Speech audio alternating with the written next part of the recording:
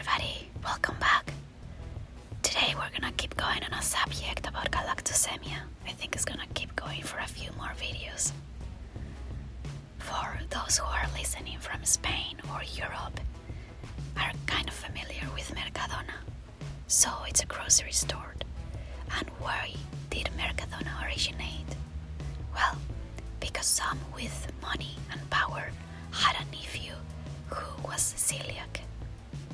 Only people who go through something similar have ever come to me and apologized for mistreating me growing up.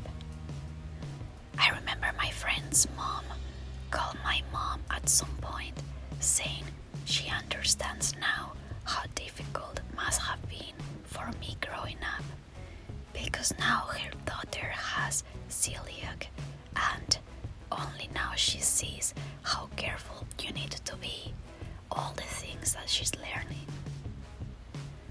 Well, when I was born, I was the third case of Spain with this condition, and I almost didn't make it because they couldn't find what it was. Look, we live now in the information era. Saying I just don't know is not valid anymore. It's only an excuse. I still have friends who I need to remind them every single time we meet that cheese, milk, or cream are dairy products. But hey, don't they teach this in school?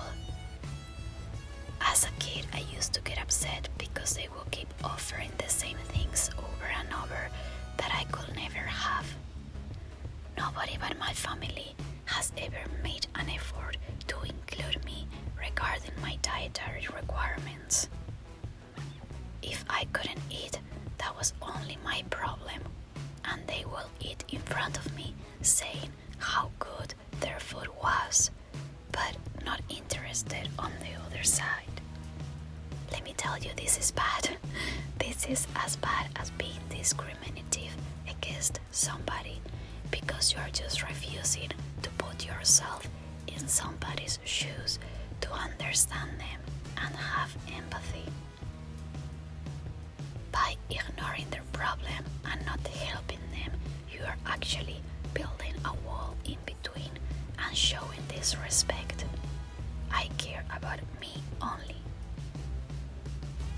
How many times I've been on a family vacation and we will go all around a city trying to find an ice cream shop because somebody wanted ice cream. Even after I will tell them, well, only you can have ice cream, I cannot. They will be like, yeah, but I want to. You can do what you want later. Do you think we will find a shop for me after that, even if it was not ice cream, even if it was something else? No. As a kid at school, I used to have my prepared sandwich eaten by other kids, even when I said no. And they will share theirs between each other, but never with me because I couldn't have their cheese or ham sandwiches.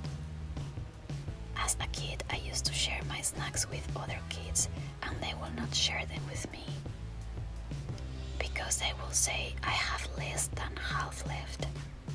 Right, but you ate 2/3. Do you know how mathematics work? I have this friend who will always tell me about how upset she will get at home if her family ate her yogurts. Well, if we go for dinner, then you can tell me that I can have anything and then not get upset, right? The lack of empathy in this society is not only concerning but very depressing. It's literally a pandemic. My mom always told me, well, that happened to me as a kid as well, and you just have to get over it with. Look, I don't think this is a solution, and I am particularly a practical, logical person who needs to find solutions to the things I can make better. I just want to clarify that I was born with it and it's not a choice, okay? In fact, Several people throughout my life have given me dairy hidden in my food because they think that will make me stronger or grow my intolerance out of it. Asshole, it's a genetic condition. It will only intoxicate me. This isn't just a bit of fun or a joke. Someone could die as the result of a misplaced bout of bullying. And yes, I'm still asked to leave a restaurant when I ask them to not put butter on my meal. Literally, the chef says he doesn't want to risk it because I can sue them and he prefers if I eat somewhere else. Don't you know what olive oil is? Those throwaway comments, oh, you're the difficult one, or here comes the woman with all the allergies, may seem like they're funny at the time, but they're not. The glazed looks in restaurants. Yes, I'm sure that's okay. How many people eat stuff after a waitress has replied with such a glib and unhelpful response? How many people really truly understand what is involved in engineering a safe eating out experience? Preparing food that it is suitable for everyone, including those with food allergies, is part and parcel of the catering and food industry. Yet we hear repeatedly that some cafes and restaurants are refusing to serve people with food allergies because they are unable to guarantee allergen-free meals. People with food allergies should be able to go out to a cafe or a restaurant without the fear of being treated as a second-class citizen. Having to spend money because lunch is provided at work, but everything is covered in some sort of cheese or cream or cooked in butter.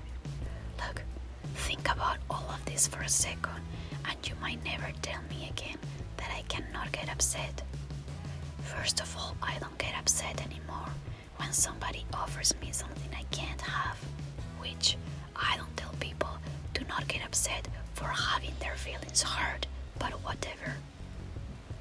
Even if I told them 1,000 times, I move on and remember that if their relationship is worth it, they will apologize the day they have a similar issue, maybe a baby with a disorder.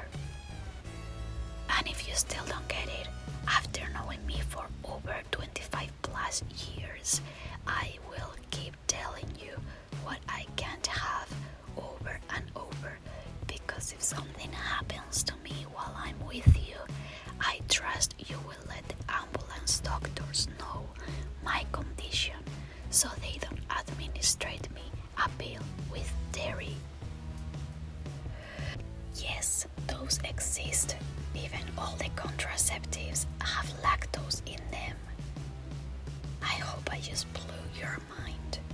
In fact, let me give you some numbers.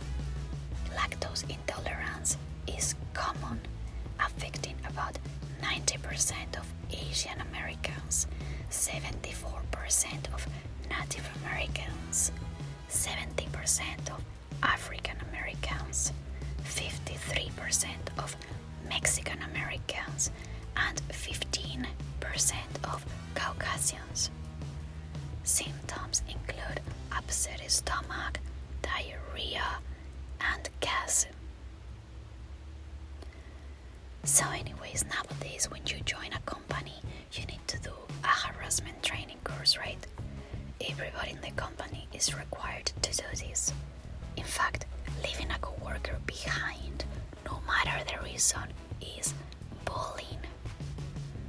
Buying donuts for the office and having everybody take one except for that one single person with an allergy, it is bullying practice. Being a privileged person doesn't make you entitled anymore without consequences.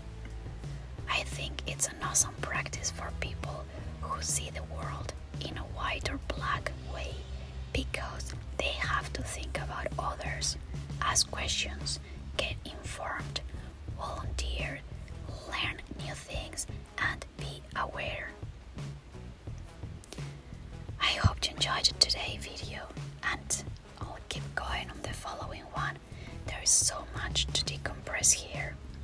I hope you liked it. Please click subscribe and see you on the next one.